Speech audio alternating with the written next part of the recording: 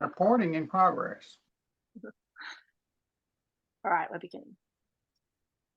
So I'm here today with Andrew Turbill. Andrew is a highly experienced nature connection practitioner, wildlife naturalist, avian ecologist, environmental science educator, and published writer who lives with his family amongst the ancient Gondwanan rainforests of the upper Bellinger Valley, where he receives precious few visitors. His unique approach to reconnecting people to the natural world relies on the deep learning of bird language and evidence based mindfulness in nature techniques to fully awaken our capacity for heightened sensory observation and an increased sense of being present in the moment.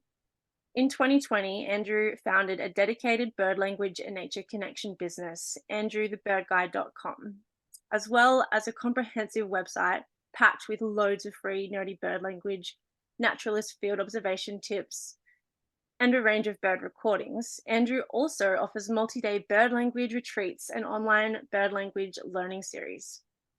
Andrew also writes natural history content for Bell Bottom Media and threatened species digital stories for the National Parks website.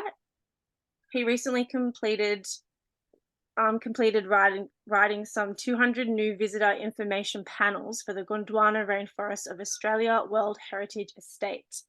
Finally, Andrew also works for the New South Wales National Parks and Wildlife Service as an educational ranger based at the Dorrigo Rainforest Centre. Oh, wow. Right, we done? We finished? we made it through. We made it through. So I met Andrew when I attended one of his first actually bird language retreats at Wangat Lodge in 2020. And at that point in my life, I was living on my aunt's bush property, living in a bell tent, already paying a lot of attention to the birds. So I was really keen to actually go somewhere where the whole focus was birds. But little did I know that that was really just the intro into learning how to listen to the whole of the landscape and all of the what's happening in the bush, and really the insight to nature connection as well. So since then, I've had the pleasure of hanging out with Andrew and really learning so much, because the way that Andrew's brain works when you're with him in the bush or in the forest is just like amazing, how in tune to all of the sounds he is. So it's great to be chatting here with you right now, Andrew. Thank you for Hi, hanging Eva. out. I'm glad you think it was a pleasure to hang out. Not a Yeah, pain. most of the time, but it always is. So, Andrew, I just want to start with, yeah, maybe share a little bit on your background since the very beginning when you were a dreadlocked hippie as well. And yeah, how you've got to where you are now and what that's been like for you. Well, I guess it sort of starts before the dreadlocks. I can remember being, in my young years, probably, I don't know, maybe 8, 9, 10, around that sort of age, and just going out with my dad out to help with bird banding. There was a bird banding group that was working in the local area, and they go out and put these long, big nets up, these big sort of really thin, long nets that would go along tracks. And as birds would fly across between one side and the other of the track, they get caught in the nets. And my job was a little runner. I'd run out, check all the nets. If there's birds in them, I'd have to go and get the birds out and handle them, put them in these little bags and take them back to old Bill, who was doing the bird banding. And, if you're a 10-year-old kid in the birds, and then you've got all these sweet little things, hands, actually handling them, that's pretty much like a recipe for like a life of bird nerdism, right there. It was like just seared into my head, like how gorgeous and adorable they are. And I think that's where it comes from initially. It's like just how adorable they are. I feel a great sort of sense of communion and company with them. I'm much more fond, as you know, I'm much more fond of birds than I am most people. No. Yeah, the dreadlock days, they was living in a teepee up in the mountains of, in the rainforest up in Mount Glorious, up to the west of Brisbane, living with a blacksmith up there. And yeah, that was like real immersion stuff, because it was about 500 meters away from the nearest road or track. had to walk down through the forest to get in there. Um, and it was just surrounded by nature all the time, I guess. And I think that's when I started really noticing for the first time the real seasonality of birds and how it ties in with, when the red cedar's losing its leaves, or just putting its new leaves on, or stream flows when the giant barred frogs start calling. And it was all these little pieces started coming together. And I think that was the beginning of the path towards the bird language stuff rather than just becoming another bird, a bird twitcher, like, or someone that just does bird ecology work, which is, that's fantastic stuff too. But I think I'm much more of a sort of a naturalist in that Mm. sense than just a straight up bird nerd. And for people that aren't savvy with the language, can you explain, like, compare a bird twitcher compared to, like, yeah, bird naturalist? Naturalist. Yeah, and I want to make sure I get the word naturalist right because in the magazine I write for up here, they for I don't know how long, maybe a year, the editor had my description as Andrew Turbill, wildlife naturist. Um, and a naturist is someone who is into like, into nudity, like nudist camps and stuff. Pretty different. Yeah, a wildlife nudist. Okay. Um, but I corrected that. um, yeah, I guess the difference is like a twitcher as such is someone who can be very, very skilled at bird identification, um, often more skilled than I am because they travel around an awful lot. And but they're very interested in ticking off birds they see. So they'll travel long distances to see a particular type of bird or new birds, including traveling overseas and stuff. So they often got a lot of climate miles, and they tick off these birds for their personal list. And they get, everyone gets a thrill out of seeing a new bird. We're novelty-seeking animals, no doubt about it. Yeah. But the difference really is that, from my point of view, they tend to overlook something that's really familiar and common. Like, say, around here, Lewin's honeyeaters are, common as anything, common as muck. But the personality of a Lewin's honeyeater takes a lot of time to, really deeply observe, and they're constantly sort of throwing up new sort of complex elements of their behavior, of their ecology, of their relationship to the spinebills and to the seasonality of, when the insects are hatching and when the wind's blowing from different directions. There's so much complexity, and so you don't need to have a huge species list in order to become quite involved in naturalism, because naturalism really is about, it's about, like, as John Young, would say, the great American bird language teacher, it's about creating these ropes. It's about creating this connective tissue between you and the Lewin's honeyeater, and you and the winged termite outbreak, and you and the onset of when the yellow robins are nesting, and a whole bunch of other things all come together with the Lewin's honeyeater as in the hub, and all these bits sort of come through that, and so you're tapping into that. So in that sense, like, Lewin's honey is just a sort of like a doorway into the bigger world. It's not just a name on a list. So rather than it being a shallow kind of ticking a box, it's a much more involved and relational kind of approach to, yeah, nature connection. And Yeah, it can be very shallow. The twitching stuff can be very shallow. Although and I don't love twitchers as a general rule, but as you know, but I do honor the fact that they are often they're knowledgeable. They're very knowledgeable about local birds. They do a lot of work for bird conservation.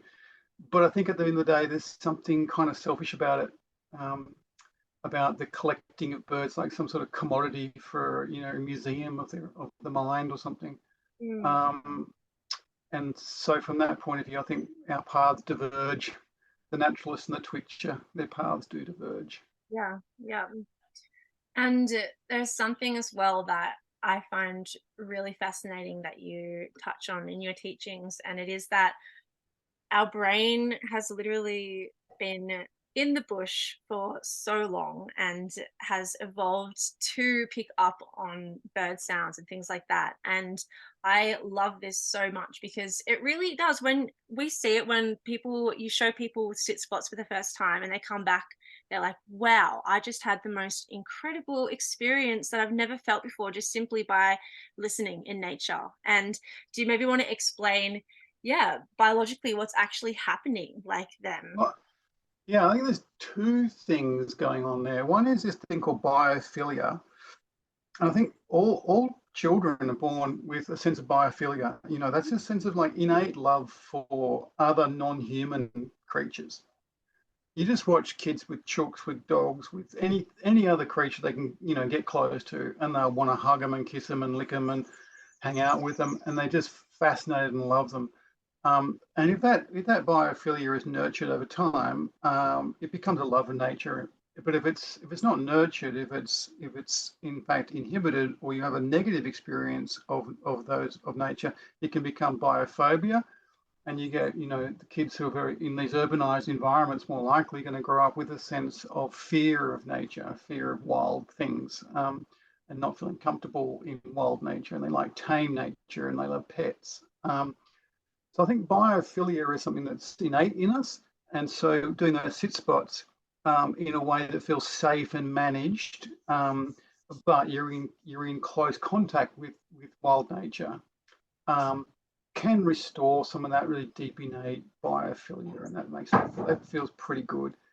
The other thing about it, of course, is that God, for the majority, or the last 300,000 years of being a Homo sapiens sapiens, we've completely and utterly depended upon being able to tap into and listen carefully to birds in our landscapes, because it was through bird alarm that we knew when lethal predators were approaching.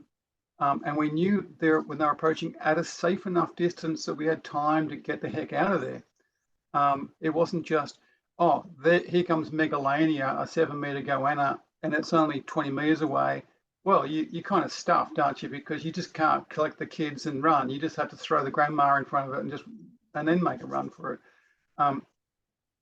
So when you've got bird alarm, though, they'll alarm at 200 meters away or something. That gives you enough time to actually get to cover somewhere safe. So bird alarm is something that we relied on for our survival for all that time, and probably for all the time that we were primates and monkeys and lemurs before that. So it's really deeply sort of established in the brain as a survival mechanism.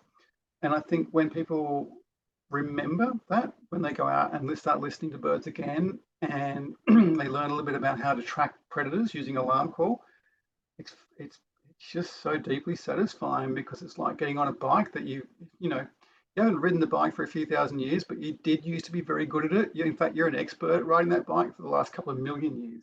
So, it feels good. Yeah, yeah. And a story on that, when Andrew and I were at the recent bird language retreat that he ran down on the Central Coast, Andrew and I were doing our sit spot, and there was a Lewin's honey eater alarm call just in the scrub behind us. And Andrew was like, all right, let's go check it out. And within minutes, like as soon as we got in there, Andrew was like, all right, that's an aerial alarm. There's probably like something going on up there. And then Andrew spotted the leaves moving. And sure enough, there was a big diamond python right there. And I know that, like, we know that that happens, but when it actually happens, it is so cool. Like, it's just the coolest thing that you can read nature like that and know what is going on around you. It's just amazing. It is. It's kind of like magical. It's like a magical power for people who don't know what it is, and that's, let's face it, that's the majority of people. They don't know. They've forgotten. It's like a kind of magical power. Like as we're talking now, I've got variegated fairy wrens outside the window, and they were just alarm calling just a minute ago. They were alarm calling while you were talking, and then a couple of seconds after that, this little dog that we're minding come up to my door and started scratching at the door. And so that's a cause and effect. The dog was coming across from the house to the studio. Variegated fairy wrens didn't like that at all. Now they're still doing it now, and so you can sort of know what's happening at a distance without even having to go outside and have a look. Right. And I think that's an amazing thing, because so much of the modern world, we're so closed off to all of the happenings of what's going on around us. And so just to even open that awareness a little bit more, like, is an incredible thing, to just have more of a holistic understanding of what is actually taking place in the world around you from moment to moment. Yeah, and you don't need to do like 1,000 hours of practice to be aware of it. You don't need to be a Jedi. Have you don't need to go and spend just thousands and thousands of dollars doing some practice in India, somewhere to get good at it. You can really you can pick it up in a as we do in a 4-day workshop. You can pick it up. You can pick it up on an online workshop that we do. And once you start, you realize that it's true. It happens, and you can plug into it, and people get there first. I remember someone in one of the online workshops, the online Zoom series, towards the end of the series, he told this story. So I was out walking my dog the other day, and I heard what you've described to him as an aerial alarm. So that's the alarm that sounds like a car alarm going off somewhere. It's like this go. He said, I heard that call, and I just straight away looked up. He said, which I never would have done before we did the workshop. And he said he saw a peregrine falcon just go sort of scooting over the top of him. And it was only in the sky for a fraction of a second, but he had this like sense of having seen something kind of magical, and it just really lifted him. It was profound. It was a profound experience for him. And that's just like, I never even met the guy, not face to face. So, I love the fact that you don't have to go through these rites of initiation or whatever. You can learn it really quickly. And then once you learn the basics of it, it's sort of self-propelling. And it's quite simple and accessible as well. It's like just a matter of getting those few tips and then just being outside and paying more attention, and then Yeah. that's the Yeah. work. It definitely gets more complicated when you start to look at the other calls. So of course, that's just the aerial alarm and the ground alarm. That's just a single voice. That's the voice of alarm birds use for aerial and ground predators. But then you've got all these other voices, which I've been trying to take recordings of and explain as best I can how those different voices operate. Whether you're courtship calls, and you've got begging calls, you've got aggression calls, and you've got territorial song, and you've got companion calling. There's about 8 or 9 of these calls, I think. And so each individual bird, you may not have 8 or 9 calls for that bird, but they're going to have 2 or 3 or 4 or 5. And there's 600 species of birds across Australia. So there's over 150 species of birds on my property, multiplied by, half a dozen voices each. And you've got a lifetime of learning there, right? So that's the other really awesome thing about bird language stuff, is that it's, as you get into it, it's fractal, in nature. The more you know, the less you know, in a way, because you just keep asking more questions. The inquiry just keeps growing, and so it's a lifelong pursuit. You're never going to get bored with it. It's just, and you don't need to travel to Bali, or you don't need to travel to the Amazon. You can do it all in one backyard for a lifetime. And while we're on that topic, I want to talk about the seasonal calendars. And you introduced me to that concept back in 2020 of just tracking, keeping a record of all of the species and what dates they return, the migrating birds, and even going on to plants and what's flowering, what's fruiting. And I've only been on this land for just over a year, but I've been doing that with birds, and I just started doing it with flowers as well. And how long have you been doing that for, and what has that taught you about your little property there? Yeah, I've been doing it here at our place for about 25 years. And so I've got a big bundle of field notes down there somewhere, waiting for some person to be tricked into digitizing them for me. That could be you, Eva. I was thinking that'd be so Yeah, cool. yeah, really cool. No, but the end result of it would be cool, because when we had, say, something like the tropical migrants that just come back a little while ago in the last couple of weeks from Papua New Guinea and northern parts of Australia. So when the spectacled monarch arrived, I could look back in my notes and go, well, when did that spectacled monarch arrive in 1995 or 1996? And then when did it arrive in 2006 and then 2016? And you can track its arrival dates, and that tells you a couple of things. Tells you that they're amazingly reliable. They've been coming back within a couple of weeks of each other that entire time. This is a 2,000 to 3,000 kilometer journey or something they're making, and the wings the size of your thumbs, against whatever headwinds and whatever is going on in the weather patterns. They still get down here within that's such a tight little time frame. So that opens up questions about, well, what the hell are they even like? What are they listening to in terms of the natural sort of what natural signals are telling them to start moving from New Guinea so they get down to here at the right time of the year for nesting. The other thing that tells you is it can tell you about the impacts of climate change on migrants. So it can tell you that you can see the evidence, the profile, the signature is there in your records that they're arriving later. Wow. And they're staying longer. But what the main thing that it does, I think, by doing field records, is that it forces you to pay attention to things in the landscape that you are in your blind spot, right? My blind spot is often plants. And so I'll look at my records. There's half a page of records about whether the white-lipped skinks are out at the moment. Stephen Span, the snake, was in the house 3 nights ago, which it was. And the blue triangle butterflies have just started coming out, and I don't know, the yellow robins are nesting. There's all that sort of stuff, heaps of that. But when it comes to plants, I might have 2 records. It might be like, the native frangipani started flowering and tallowood's flowering. And it's like, that's just crap. Like, how can I have 30 observations about animals and insects, but 2 about all the plants? So it forces me to go out and pay more attention to plants. And then when I go and pay attention, I realize, of course, the lamandra is flowering, and you look around a bit more, and something else is going on, something else is happening.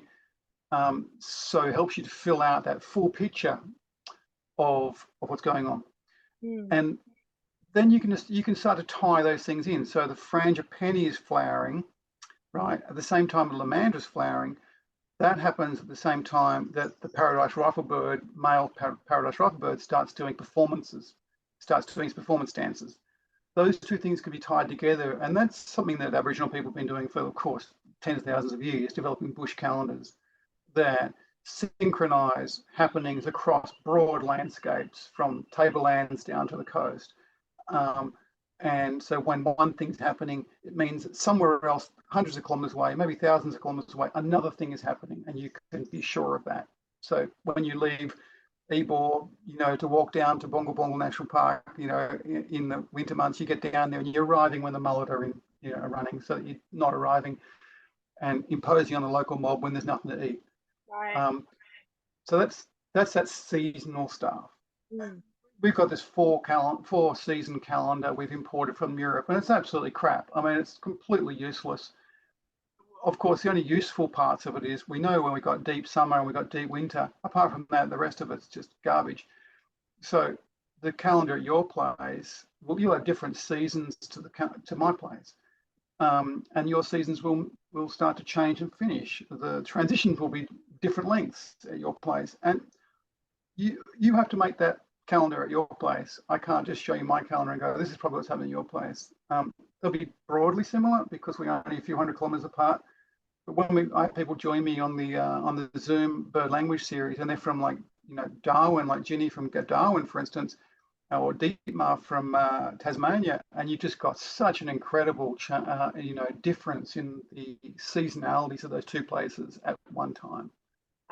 That's fascinating.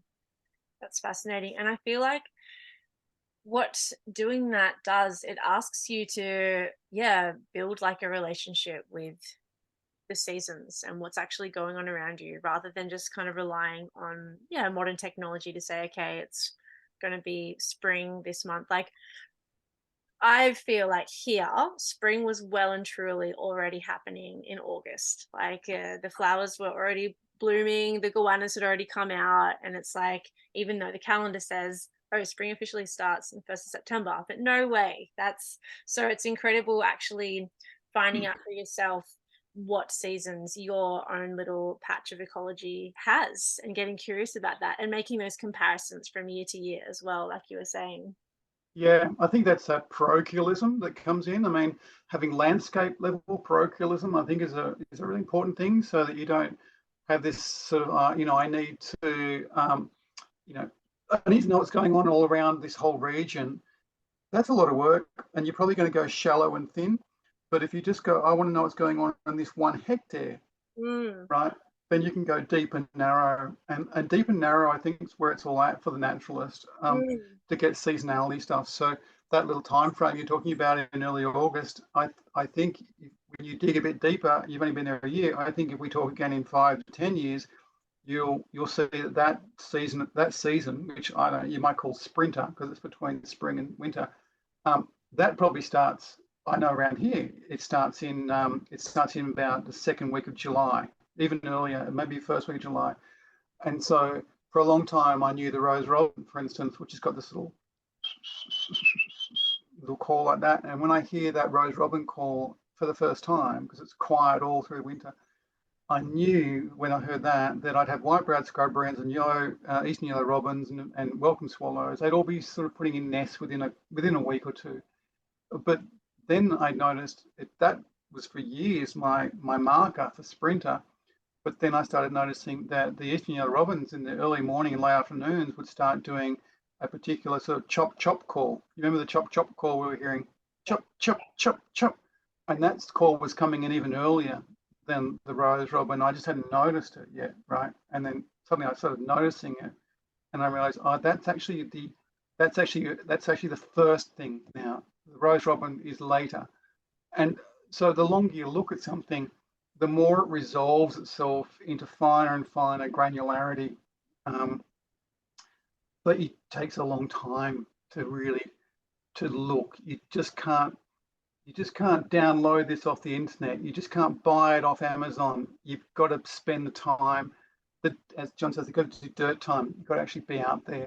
And that's the beauty of it. That's the fun part. Yeah, it's Actually, authentic. yeah, yes. And there's no better feeling than actually, yeah, learning about your local ecology, like learning about the place you're in and who lives there and what they're doing, what kind of behavior they have. And something that you talk about and I think is really helpful is because a lot of people do get quite overwhelmed, like when they come to a bird language thing and you're naming all these different species and they're like, whoa, I have no idea any of them. But actually, a really great advice you give is just to focus on one bird. Like it doesn't have to be something fancy, even if it's just a kookaburra or the magpie or something really common, and really fully hone in on that and zoom in on that and pay attention to the contact calls and the juvenile calls and how it Yep. behaves differently in different seasons, and that's kind of opens you into a deeper understanding. And I think that's really great advice for people who do get overwhelmed at the cacophony of different bird sounds. A good place to Yeah. start. I think we get trapped in the Western world into thinking, to destination thinking, into mission focus. That we have to be good at everything, or you start on something like this and you kind of need to know all the different aspects of it. That's not how it kind of works. I think you need to just choose one or two animals, birds as your teachers. Let those animals, let that bird be your teacher. It could be a noisy miner. I mean, noisy miners are fantastic teachers. Let Yeah. them be your teacher. Do a year just on noisy miner, just do a case study on them. And Yes. then you'll find that all the rest start to become so much easier to fit in. I mean, any old monkey can learn how to look at a bird book and go, that's a robin and that's a this and that's a that. There's lots of dickheads out there who know lots of birds, but they're not great naturalists. Yeah. They're not great ecologists, and they don't have fantastic observation skills beyond just that very narrow field. So Yes. that's the difference. We're not just going into making up a species list.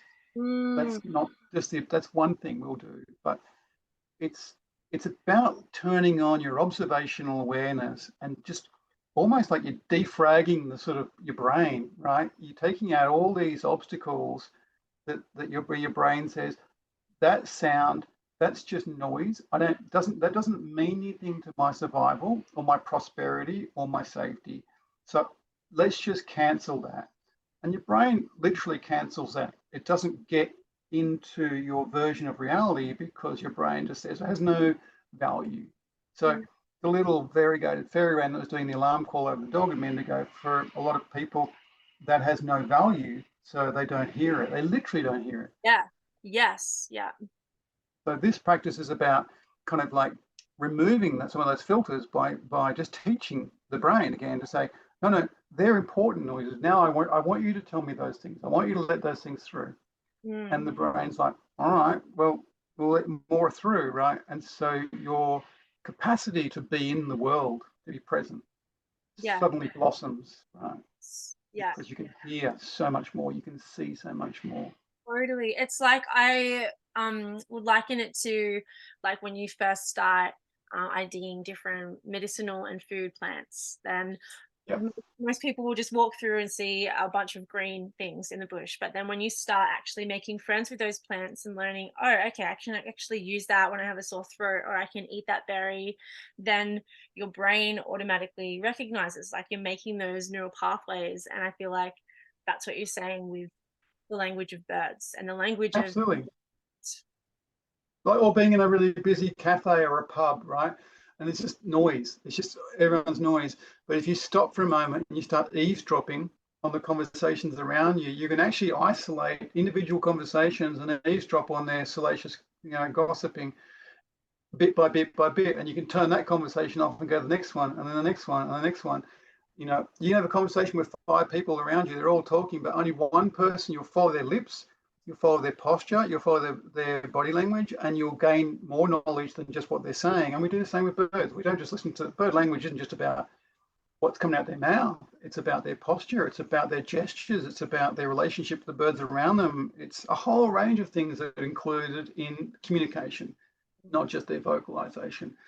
And so I think that takes a little while for people to get used to, because people who haven't spent much time with that just think that birds just go chirp chirp, right?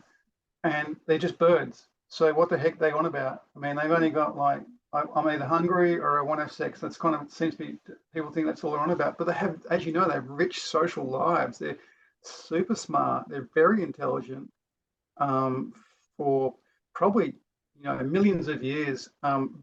Songbirds were the most intelligent animals on the planet.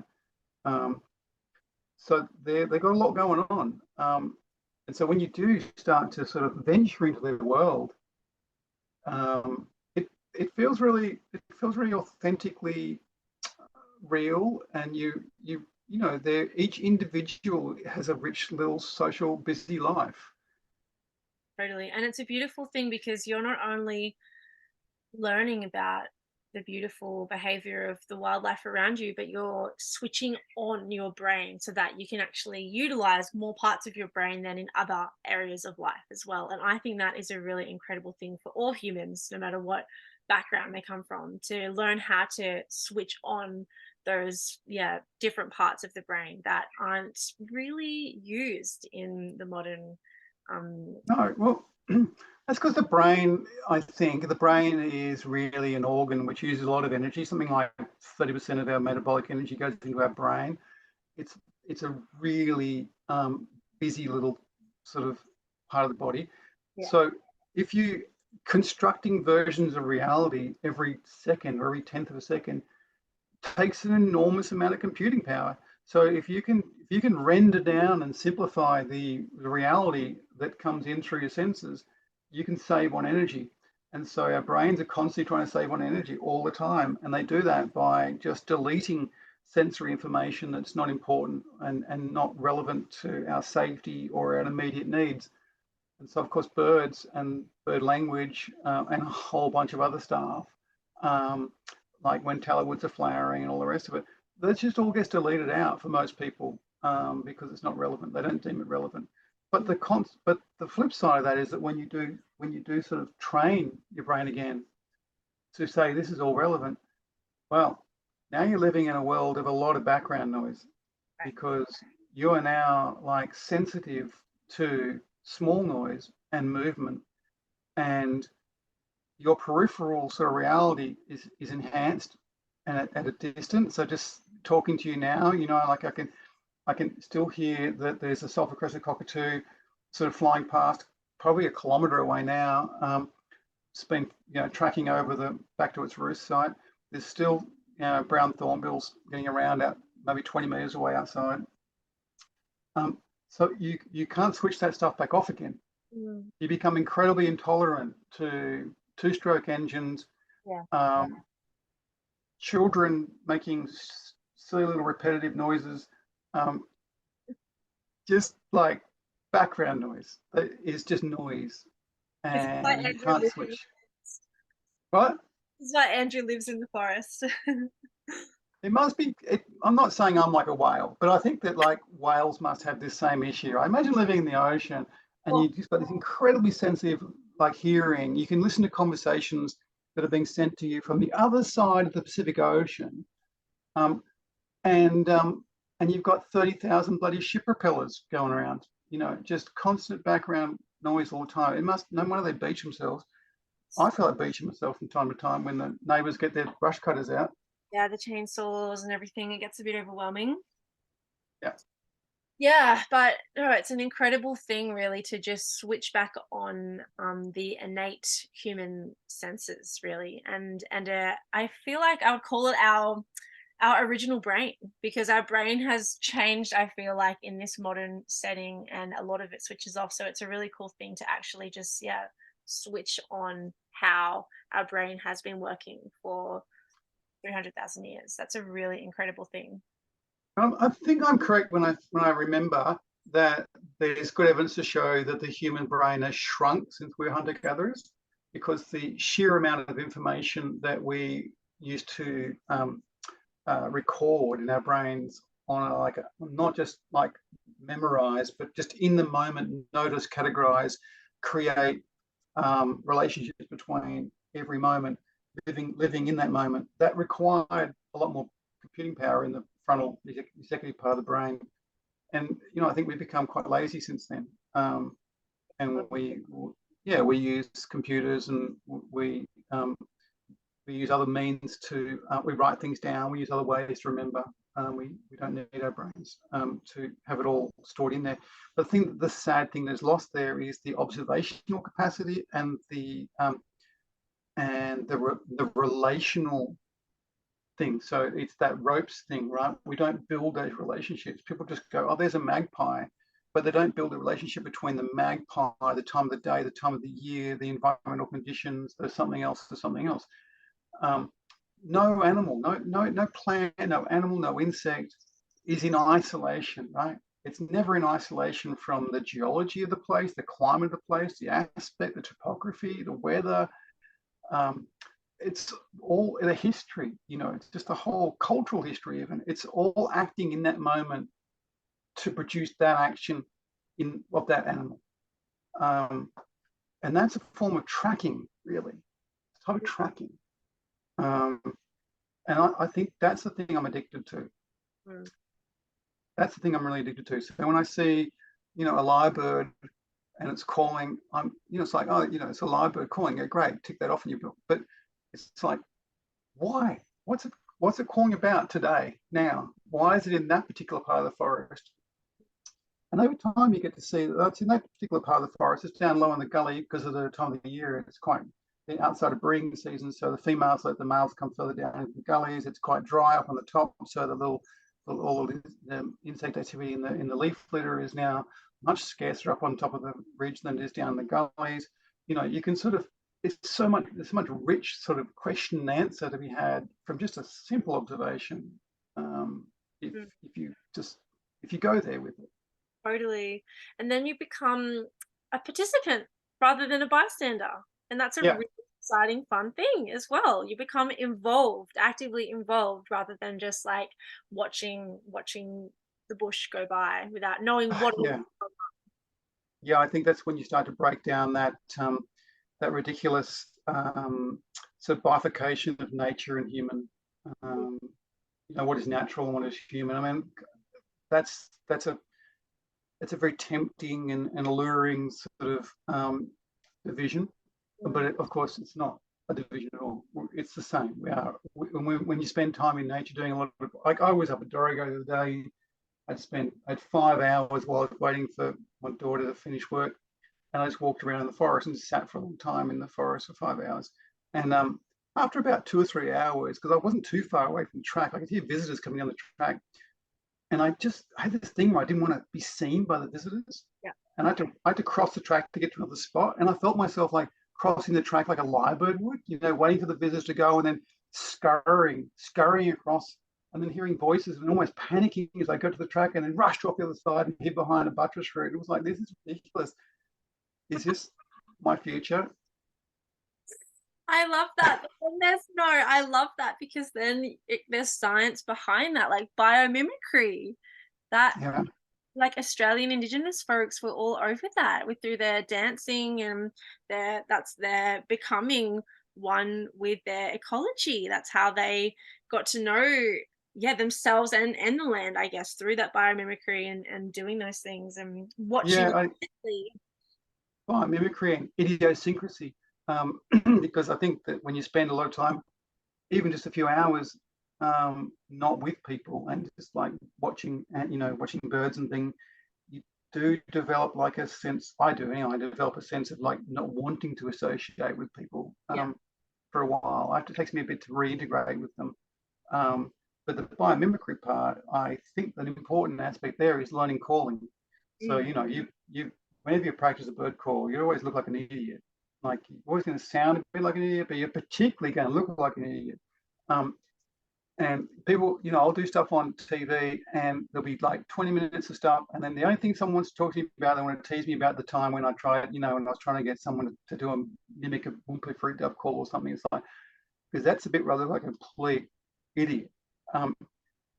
But when you're doing that, when you're doing the mimicry of the birds, there's something going on in your brain, like that mirror neuron stuff's happening where you are actually putting yourself in their place. And I really think it's important to just to put the ego aside there and practice calling, and to get a sense of where the bird's at and the sort of energy behind their call as well. And it helps you remember the call and helps you to place it in, helps you to position the call in space and time to know that call happens at this time of day in this season.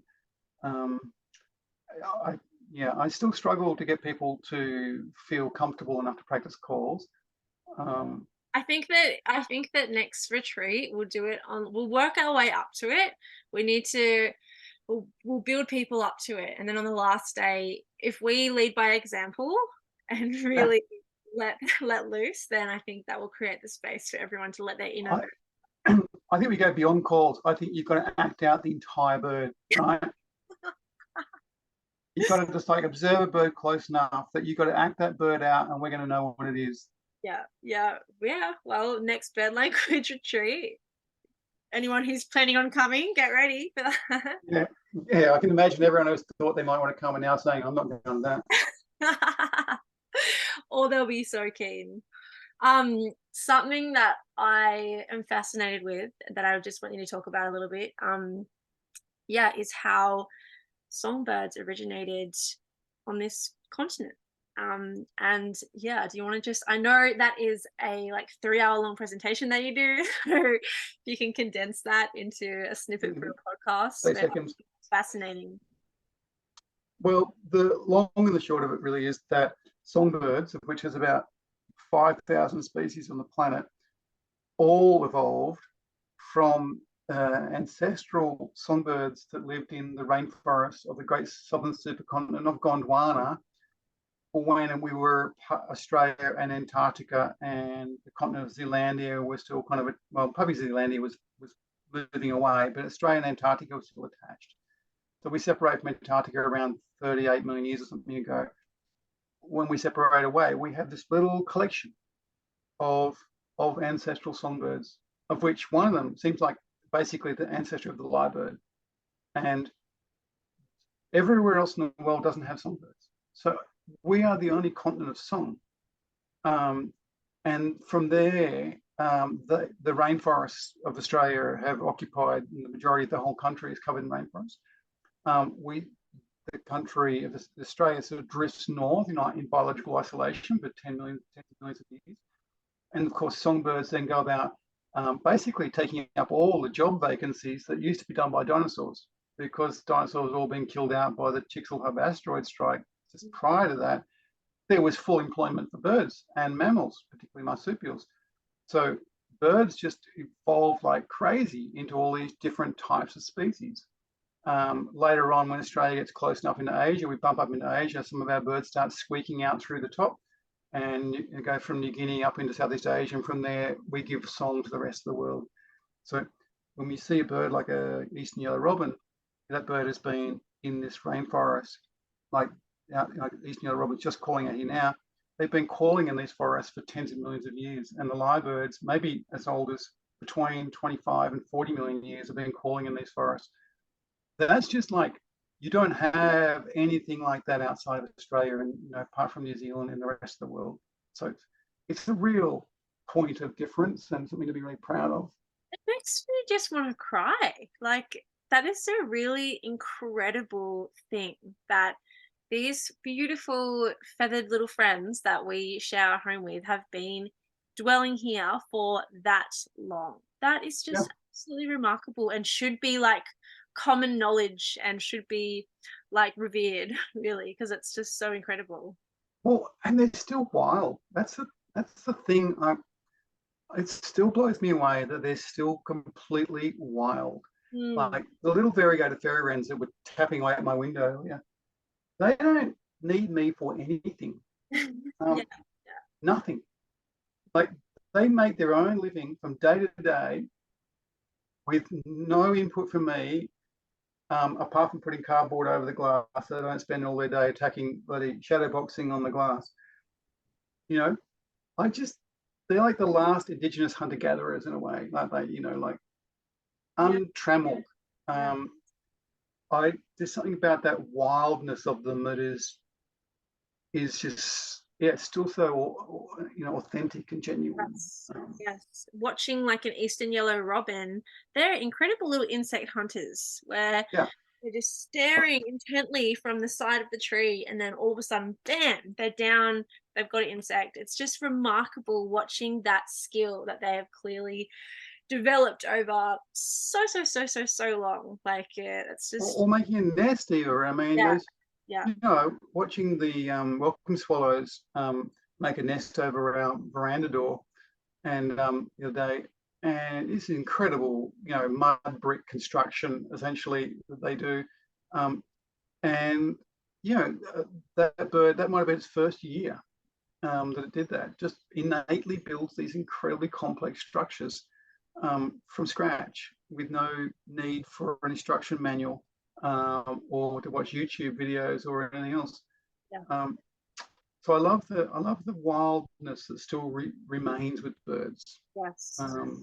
It feels the nature connectiveness experience with wild nature has been shown to be actually quite different to the nature connectedness experience that people have with more tame versions of nature, like in council parklands and things like that, in urban environments. That would make sense, because it's unchanged. It hasn't been, it's still that original, the original force of nature that it always has been. It's unchanged, and to witness that and to actually realize that we come from that, we have those origins as well, is quite a profound thing, I feel. For a culture of people who are really obsessed with pet mentality, like the way that I think most people relate to animals is through their experience of their pets, where they feed them and care for them and kind of own them, and can control them through food and love. And with animals, wild animals, I'm not talking about the kookaburras that come in to eat bloody bits of pizza off your plate or something. I'm talking about like proper wild animals. They don't, like the fairy wrens, they just don't give a shit about me. They don't need me to feed them. They'll happily eat a blowfly I kill for them and leave on the windowsill, but they don't need that at all. and they Yeah. can build their nest, they can escape predators, they can find partners, they can chase away rivals, they can find somewhere to sleep at night, they can do all that on their own. And I love that. It's just there's a humility in that, in a Definitely. world of just such human dominance. That's right. And as well, they're actually much better off if we don't interfere, because you see the Most of the time. lovely old folks going down and feeding the ducks with the white bread, and it's good intentions and everything, but actually quite harmful for those ducks. And Yeah. I mean, really, there's good ways to interfere in a sense, like the bird bath, for instance. It's very yes, dry, as you know now.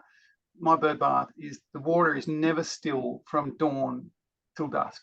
no, So they're clearly those birds are really enjoying getting a drink and a bath, and preening is very important. Birds staying clean, and so I love just keeping the bird bath full for them all day with clean water.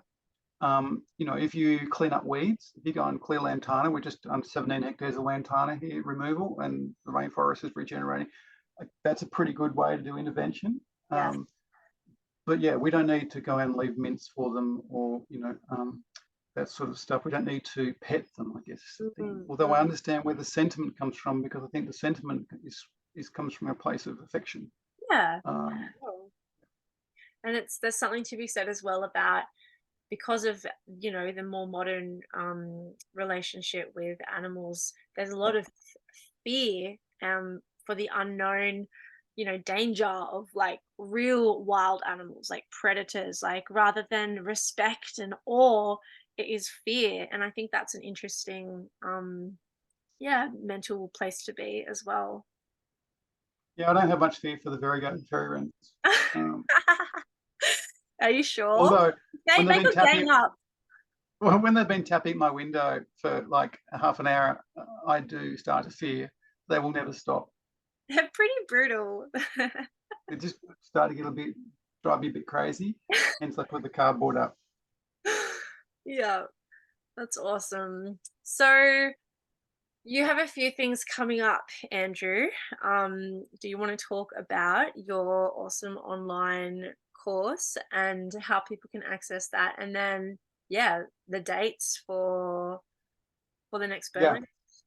yeah. There's an online 6-week bird language nature connection learning series. Dan from Wangate Lodge and I started these during COVID because we couldn't do the face to face, and we thought, oh, we'll just do them during COVID. But turns out that they had like profound effects on people. People just really got a lot out of them, right? So we've maintained those, and we keep running. I think this is our 5th one coming up, and that's starting. Check the day. I think it's starting on the 19th of October, and that runs every Thursday night for 6 weeks between 6 p.m. and 6:30 p.m. and 8, and we record all the sessions so people can, if they miss one, they can, or miss several, they can come back to them and listen to them and watch them again. That's a pretty good way as an introduction, I guess, to the bird language world. And we do set some weekly homework for people to do. And there's really good group sharing, and it's a great little introduction. And people often go on from that to do the face-to-face, the multi-day ones, the 4-day workshops, like the one we just ran at the 40 acre there down at Central Coast. I've got another one of those coming up in March next year, between the 9th to the 10th. Yeah, something like seventh. 7th to the 10th. 7th to 10th of March. Yep, on the Central Coast. I've got one coming up down in Melbourne. We're running, organising one down in Melbourne, down there, sort of teaming up down there with the Nature's Apprentice. That's going to be the 28th, 31st of March. And then we got one at Wangate Lodge, back to old Wangate Lodge with Dan, 17th to 20th of October. So they're the upcoming treats. If you go to my website, andrewthebirdguy.com, there's heaps of information there about all this sort of stuff, all just free, no paywall. But there's also, under the courses section, it gives you all the details of the courses coming up. Yeah. Awesome. And yeah, for anyone that is, whether it's birds or just nature or just a curiosity to learn more in general, like it's honestly so broad, the content. Like it's really for everyone on any level, like people who are really already into their nature connection or bird knowledge, or people who have no idea and want to start. It's really, Yeah. yeah, awesome Look, course. the majority of people who come don't know anything about birds. Yeah, yeah. They don't know they know a difference between a kookaburra and a magpie, and that's about it. Mm, And I've kind of stopped calling it bird language as the main name. I've started saying listening to the land is the title, because yeah, really it's broader than just bird language. And I think bird language was too a bit esoterical for people to get a grip on. But yes, listening to the land speaks more to the broad nature of it. It's really about that sort of, developing your observational senses to become more aware of everything, right? I think that quote that comes from J.A. Baker out of the book The Peregrine, which is like one of my favorite quotes. He says the hardest thing of all to see what is what is already really there. It's like mm, it's right in front of us, but we just don't notice stuff. I yes, think you boil down all these courses, if you boil down what it is, it's an experiential way of just learning how to notice what is really there. yes, which is a lifelong exciting journey as well. It Yeah. never ends. Which Yeah. is why I think it's why I think it's a mindfulness thing as well. I'm starting to realize over as I do them now, I'm seeing that it's really about it's almost like a meditation. Mm, It's a meditation on nature, and it makes you feel. I personally feel I'm more present in the moment because mm, I'm kind of aware of more of what goes on in the moment. completely. Um, yeah, and I can feel my breathing rate changing. I can feel my stress levels change. I can feel everything about me just sort of becoming much more. It's my well-being is improved by, and we've got science now in the last decade or two. We've got really strong science that shows that just going out and spending time listening to birds, smelling flowers, and paying attention Mm, um, is very, very beneficial to your stress levels, to your attention levels, to your ability to be able to, they call it soft fascination, right? So your ability to be able to pay attention to broad amount of things at once. Um, it can just extend your life. You can recover better from surgery. I mean, it just goes on and on, this list of these benefits. Huge, huge benefits to society from just spending time paying attention to nature. Um, that's not just about how much time you spend in nature, it's about the way that you spend that time. And bird language stuff is shown to be a really effective way to improve your mental health, your mental and physical well-being. right. And it makes perfect sense, at the pace of the way that the modern world operates. Of course, there's going to be like high anxiety levels and high stress, and all of that is really detrimental to the human body. And so this is kind of the opposite of that. It's asking you to take yourself out of that pace. And I find for myself, I it helped me so much because I, as you know, have a very busy brain, and going and trying to meditate and close my eyes and everything. It's actually really difficult for me. But over Mm, the years, being in nature, that has been my place of calm and presence as well. And that, I think, because we're designed to be present mm. when we're in nature. It's not hard. There's so much amazing things stimulating me and inviting me to pay more attention, but also be mindful of my breath. And it's so easy. It's a really incredible thing. And I think just the last thing I'd say on that is the other thing that I've noticed that people get from it, and I get from it too, but I had forgotten really, is joy. It's Yeah. just unadulterated joy. I mean, especially in a time when people are really feeling a sense of, I don't know, impending grief, Yeah. or grief about the impending sort of like, end of the world sort of stuff. It's like there's a lot of climate change grief. There's a lot of grief around the state of ecology, and all that acts upon people's nervous systems and Yes. and hurts. And I've found that the experience people have through the bird language, doing sit spots, and telling their stories brings them a great deal of joy. Yes. Yeah. Which is so invaluable for right Yeah, now. Yeah. yeah. Who doesn't want that? I mean, in their life Brilliant. for free, pretty Yes. much. It's right there. Oh, I think that's a really beautiful note to end the conversation on. But thank you so much, Andrew, for coming and sharing all the amazing, cool bird earth stuff. with everybody. And yeah, we look forward to the next bird language retreat. Yeah, thanks, Eva. It's always easy to talk with you about it. Thanks for asking me to talk on your little show. No, it's great. It's getting the word out there, connecting all the people and getting the conversations out there that make people think about these things. So yeah, it's awesome. All Yeah. right. Thanks, mate. Bye. Bye.